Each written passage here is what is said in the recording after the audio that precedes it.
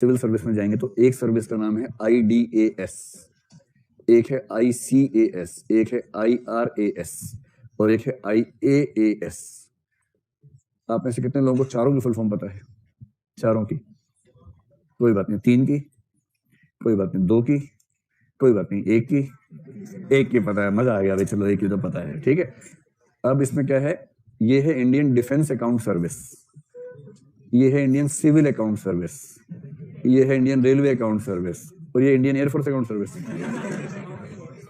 Indian audit and account services, ठीक है, audit and account services.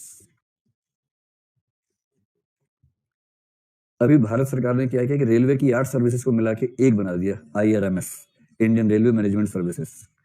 और इससे कई लोग बहुत दुखी हैं, उनको लग रहा है कि अब विशेषीकरण खत्म हो गया, सरकार ध्वस्त करने पर आमादा है, सिस्टम से फलाना है ठिकाना है। फेसबुक पर किसी ने बड़ी लंबी पोस्ट लिखी इस तरह की, तो मेरे किसी परिचित ने मुझे व्हाट्सएप पे भेजी कि ये रिपोर्ट आई है, क्या भारत सरकार की नीयत सच में इतनी खराब है? तो मैंने उनसे कहा कि लेखक की ज्यादा खराब लग रही है मुझे तो।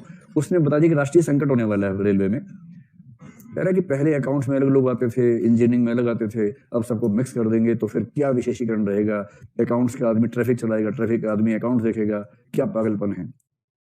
तो ऐसे मूर्खों की बातें नहीं आना चाहिए, बिल्कुल नहीं आना चाहिए। जैसे IAS एक सर्विस है और हर डिपार्टमेंट का मुखिया IAS होता है, इसमें कहाँ कोई समस्या है। IRMS एक सर्विस हो और उसके अंदर स्पेशलाइजेशन बना दिए जाए, इसमें कहाँ कोई समस्या है। तो बेवकूफी की बात की जा रही है। तो अभी क्या होता है, सारी सर्विस में कॉम्पिटिशन रहता है कि रेलवे इंजीनियरिंग सर्विस है, उसमें मैकेनिकल अलग, सिविल अलग, इलेक्ट्रिकल अलग है, फिर रेलवे प्रोटेक्शन फोर्स अलग है, रेलवे अकाउंट्स अलग, रेलवे पर्सनल अलग, रेलवे ट्रैफिक सर्विस अलग है। 8 सर्विसेज में झगड़ा रहता है कि कौन ज्यादा ताकतवर बने। इन झगड़ों को मिटाने का क्या तरीका है? इन सब सर्विस के लोग दरअसल एक ही सर्विस में माने जाएंगे। इसका फायदा क्या है? IRTS बैकग्राउंड के 3 ऑफिसर अगर शानदार हैं तो उन तीनों को ज्यादा अच्छी प्रमोशन मिलनी चाहिए। ये बैलेंस क्यों करें कि एक AS का होना चाहिए, एक PS का होना चाहिए? क्या जरूरत है इस बात की? और जो रेलवे अकाउंट्स के आदमी कौन सा अकाउंट्स पढ़ के आया है?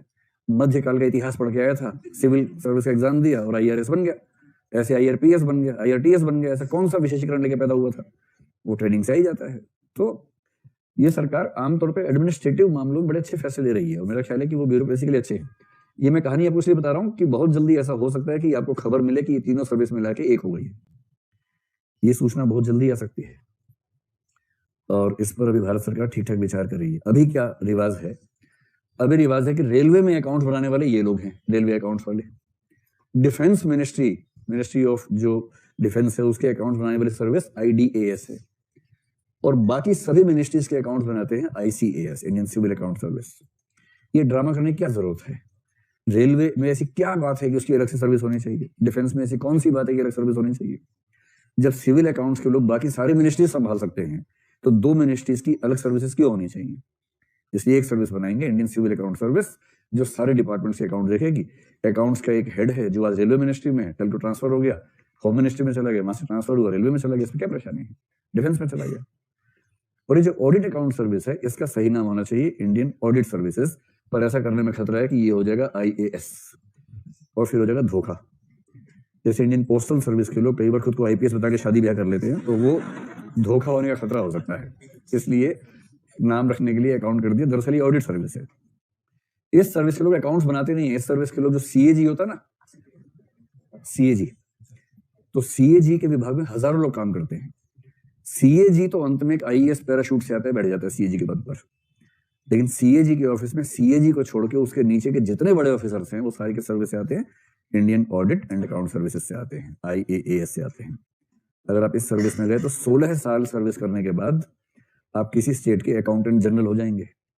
अकाउंटेंट जनरल का मतलब है कि उस राज्य का मुख्यमंत्री भी दिन में 3 बार आपको फोन करेगा, मिस कॉल देगा आपको बार बार कि सर जब फ्री हो फोन कर लीजिएगा, सर बहुत मन करता है आपसे बात करने का। क्योंकि अगर आपने एक कलम चला दी उसके अकाउंट्स पे ना, तो जवाब देते देते मर जाएगा। अगले इलेक्शन में विपक्षी लोग वही पर्चा लेके घूमेंगे और इलेक्शन हार जाएगा वो। अकाउंटेंट जनरल ऑफ स्टेट, केवल 16 साल की सर्विस में। ये मजा है सर्विस में, सिर्फ IAS में मजा थोड़ा ना, बहुत हर सर्विस का अपना सुख है। तो ऑडिट सिस्टम का मतलब होता है कि जैसे ये 3 सर्विसेज के लोग अकाउंट्स बनाते हैं, इस सर्विस के लोग इन सबके अकाउंट्स को चेक करते हैं। इसलिए ये वाली सर्विस इन तीनों से बेहतर मानी जाती है, क्योंकि आपको चेक कर रहा है, आप हीरो बन के जाते हैं। जिस दिन आप यहाँ जाएंगे सब खड़े हो जाते हैं, उस दिन खड़े होकर बात करते हैं, बैठ के बात नहीं करते।